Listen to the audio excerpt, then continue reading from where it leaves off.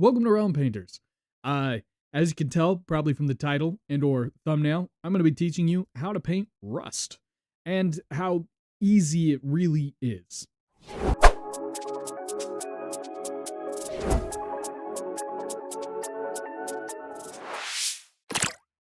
But before we get into that, I just want to say thank you. Us at Realm Painters, we're not expecting the reception that we've gotten. We've been posting videos for a little bit over a month and a half now, and you guys have been knocking it out of the ballpark.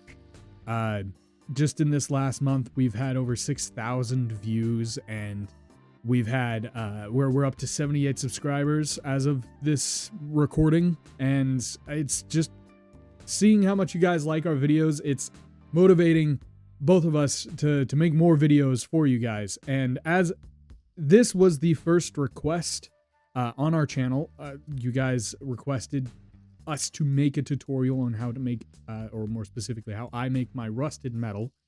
And I thought it would be a good way to give back to you guys and let you know that we are reading your comments. We are seeing what you guys are recommending. And the next thing that one of you guys wanted was not a review. What's the word? A painting tutorial on how to paint clan rats, probably pretty quickly. I've already got 20. Half of the clan rats that I own are painted, and so I've kind of got this system that I'll teach you later. Next week's video, Sheridan's working on something. So like I said, we've been paying attention to you guys, and more specifically paying attention to how much you guys have been paying us attention. We just want to pay that forward, I guess. So yeah, that's about all that I have for this intro. Although I should probably, I don't know, tell you about the video aside from just thanking you guys. Today's video is obviously about how to paint rusted metal, and more specifically how to paint two different metals. How to paint rusted iron and how to paint rusted steel. They are very similar, very, very similar, but the final step is different. In fact, when I was making this video, I personally prefer the rusted steel look, just with how sharp and, I guess, dramatic the differences in the colors are. But when I was doing the rusted iron, it made me want to make an Iron Warriors army. And so now I am unhappy because I found out they don't have anything. So I won't be making an Iron Warriors army probably anytime soon. I eventually might actually make an Iron Warriors army. I've got a lot of armies. None of them are at the playable standard. I see cool models and I go, click, where did all my money go? But I think you guys are probably not here to listen to me talking about my debt and just want to see the funny man paint. So that's what we're gonna do.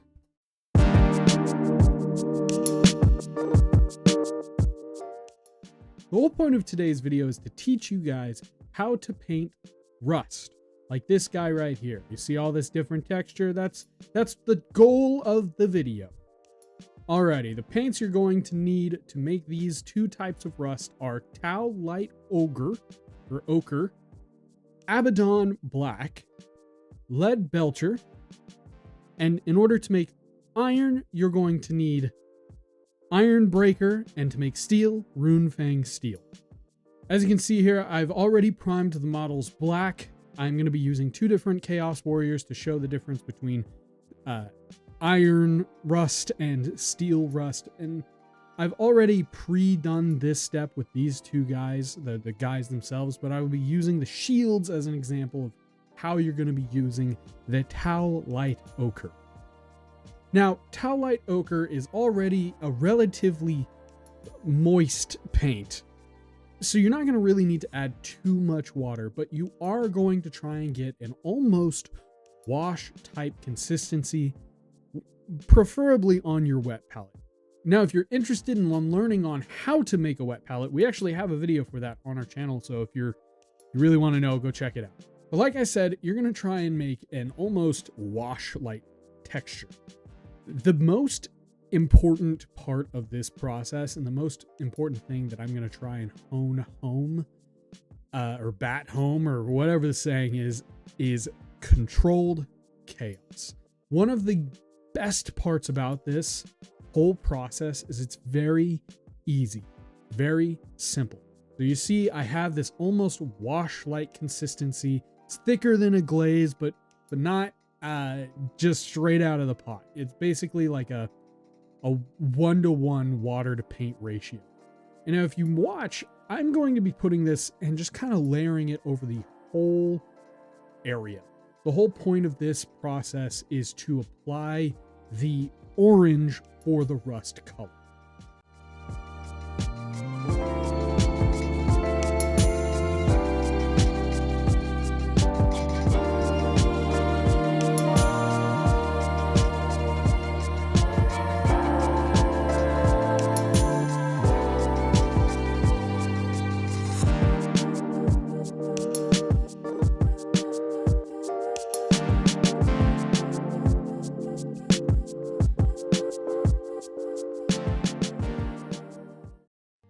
Now, if you notice, I've already done this to my 2 other guys to help speed up this process. So there's this guy with the pointy helmet. He's going to have the pointy shield.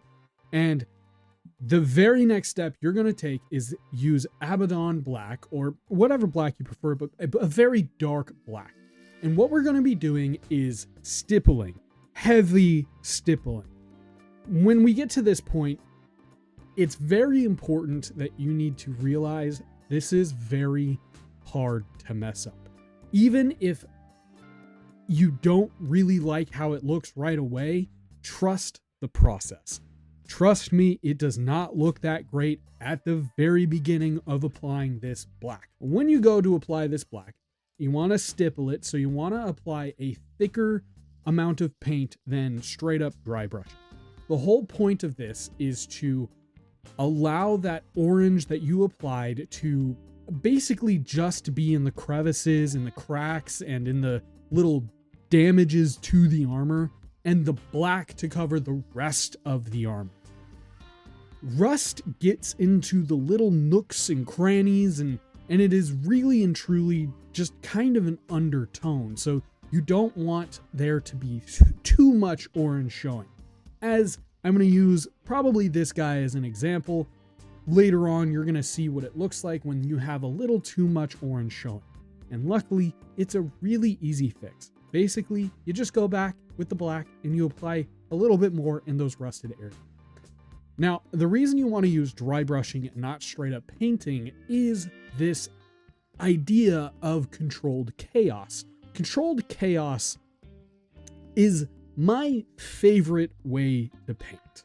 I truly love the model to speak for itself, right? So when you're painting rust specifically, or aged metal or damage, it's important to understand that the more you allow for the chaos to grow, the better it will end up looking, with it being within certain parameters. Like if you notice, I'm not going absolutely haywire with the black. I'm keeping it controlled.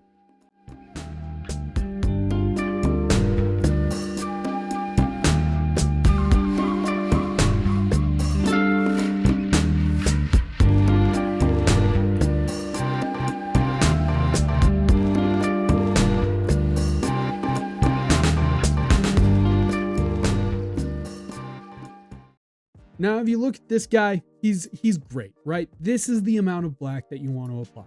It looks like you've applied too much black. Trust me, it is the perfect amount of black.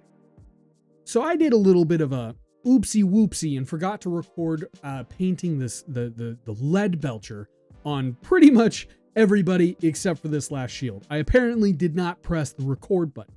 However, with this last shield, I will show you how to apply the lead belcher.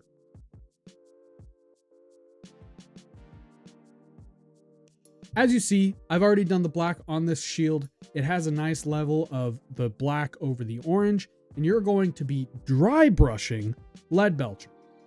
The difference between dry brushing and stippling is a little too much to get into in this video. If you're interested, we do have a full tutorial on how to stipple versus dry brush. It'll be in the description, or on our channel somewhere, right? And probably in the description though. Now you're going to be dry brushing this lead belcher with this shield. Because it's so spiky, it's actually really easy to dry brush. I really enjoy doing this with my Chaos Warriors. It looks really good with them because they have so many different like metal bits kind of all over the place. And I can see how this would look really good with just about anything in Chaos, because Chaos is so spindly or like spiky and weird, right? So you have all of these, if my camera will focus, you have all the lead belcher, and you can just see already with just the lead belcher how good that looks, right? That's why you want to apply the black the way that you want to apply the black, because the silver will cover the black beautifully, and it allows the orange to be more of a subtle afterthought, basically. Now we get into the portion of the video where we separate between the steel and the iron side of the chunks. You're going to be using Iron Breaker for the iron, and you're going to be using Runefang Steel for the steel. So let's get started first with the iron guy. In my personal opinion, I actually prefer using the steel. I think it looks better, but I know that different people like different things. I think this would, the iron would work really well with like Iron Warriors. I feel like this type of rust would look really good with them, but because I'm doing Chaos Warriors, I prefer the more brighter steel look, but that's just me. But like I said at the very earlier, you're going to want to dry brush even lighter than the iron. The whole point of this is to catch just the edges. You want that controlled chaos look. So you want even less silver shown.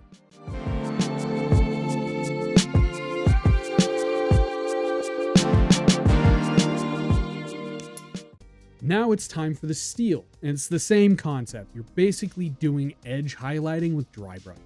It's not that hard, and it does not take that much effort. It is very simple. This painting style is meant to be easy, where you can paint a bunch of guys, but have it look really good.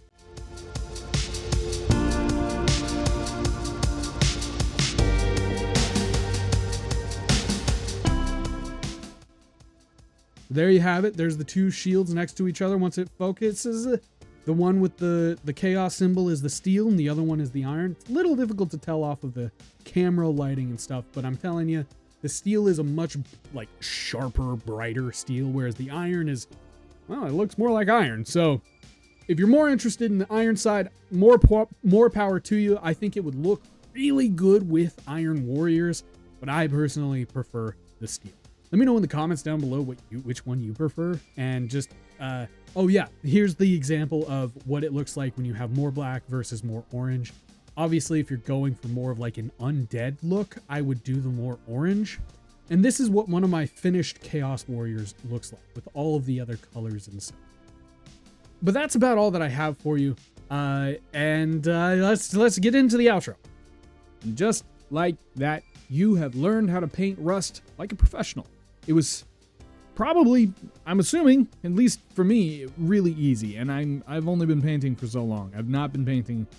It probably would surprise you. I've only been painting for like less than a year now. And so this was one of the very first techniques that I kind of experimented with on my own. I saw that people had like this the technical of rust. The game store that we have here in this area that we live doesn't have a lot of paint, and so I had to like figure this out kind of on my own. I went to Reddit and like asked people, you know, what they used for a rust orange, and I don't even remember his name or her name or whoever it was, but they recommended using the Tau ochre, and so that's where it started. Was I at the time was very much into the dry brushing side of painting, and it just kind of ended up just being the way that I do it, and I really like it, and I hope you guys really liked today's video. If you did, be sure to leave a like and subscribe. We have several months of videos already planned out and working on in advance, and If you have any recommendations, as this video comes from a recommendation, be sure to leave it down in the comments below. I know eventually we'll probably get to the point where we might have to like do a whole voting thing somewhere, but I want to be able to do the things that you guys want to see. So in order for that to happen, I need to know what you guys want.